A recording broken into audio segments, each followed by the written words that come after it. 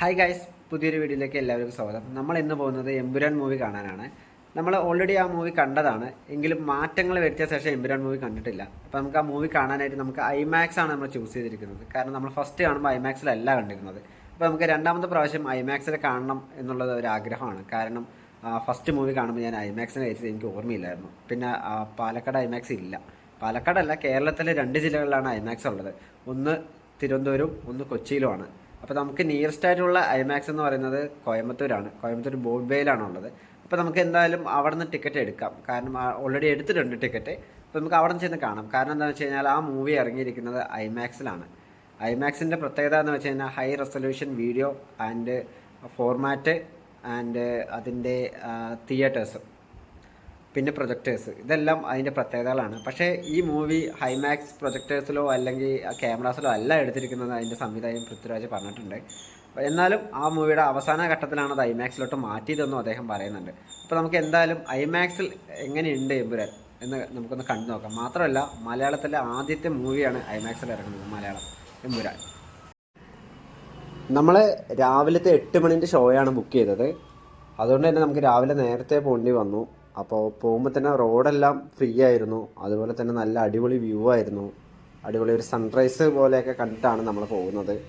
അപ്പോൾ അതൊരു നല്ലൊരു യാത്രയായിരുന്നു. അങ്ങനെ നമ്മൾ അവിടെ എത്തി. ഇതാണ് അതിൻ്റെ ഫ്രണ്ട് വ്യൂ. അതിനുശേഷം നമുക്ക് അതിനകത്ത് കയറുമ്പോൾ ഒരു കാർഡ് തരുന്നുണ്ട് അവർ, ഐമാക്സ് എന്ന് പറഞ്ഞിട്ട്. അത്യാവശ്യം ക്വാളിറ്റി ഉള്ള ഒരു കാർഡ് തന്നെയാണത്. അല്ല, എൻ്റർ ചെയ്യുമ്പോൾ തന്നെ നമുക്ക് നല്ലൊരു ഫീൽ കിട്ടുന്നുണ്ട്. മുകളിൽ ലൈറ്റിങ്ങും കാര്യങ്ങളൊക്കെ ആയിട്ട് തന്നെ. അതുപോലെ ഇൻറ്റീരിയറും അതിന് നല്ല ഭംഗിയുണ്ടായിരുന്നു. അതുപോലെ ബോർഡ് വേ എന്നുള്ളൊരു ബോർഡും അടുത്ത് തന്നെ ഒരു സ്ക്രീനും, അതിൽ ഇടയ്ക്കിടയ്ക്ക് ട്രെയിലർ ഇങ്ങനെ കാണിക്കുന്നുണ്ടായിരുന്നു.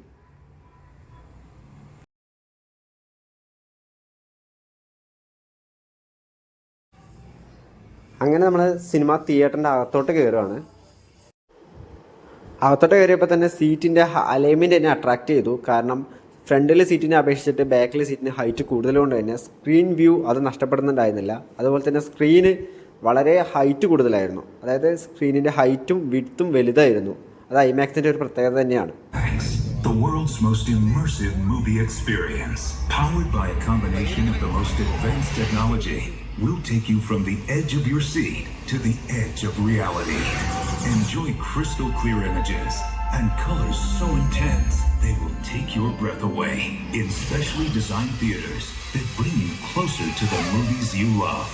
Huge panoramic screens that allow you to escape into your favorite movie scenes, and immersive sound that will surround you from here.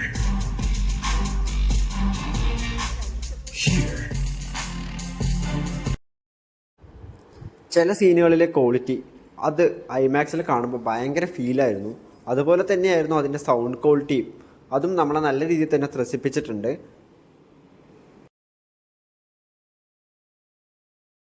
ഐമാക്സിൽ കാണുന്ന മൂവി അത് റിഫ്ലക്റ്റ്, അത് സൂപ്പർ തന്നെയായിരുന്നു. സോ നോർമൽ തിയേറ്ററിനെ അപേക്ഷിച്ചിട്ട് നമുക്ക് ഐമാക്സിൽ കാണുമ്പോൾ നമുക്കതൊരു നല്ല എക്സ്പീരിയൻസ് ആയിരുന്നു. കാരണം എന്താ വെച്ച് കഴിഞ്ഞാൽ ആ ചില സീനുകളൊക്കെ നല്ല റിഫ്ലക്റ്റ് അതുപോലെ കാണുന്നുണ്ടായിരുന്നു. അതുപോലെ സൗണ്ട് ക്വാളിറ്റിയും അത് നന്നായിട്ട് തന്നെ ഉണ്ടായിരുന്നു. അപ്പോൾ നിങ്ങൾക്ക് എല്ലാവരും, ഞാൻ റെഫർ ചെയ്യുകയാണെങ്കിൽ എല്ലാവരും ഐമാക്സിൽ തന്നെ പോയി കാണണം എന്ന് ഞാൻ പറയുള്ളൂ.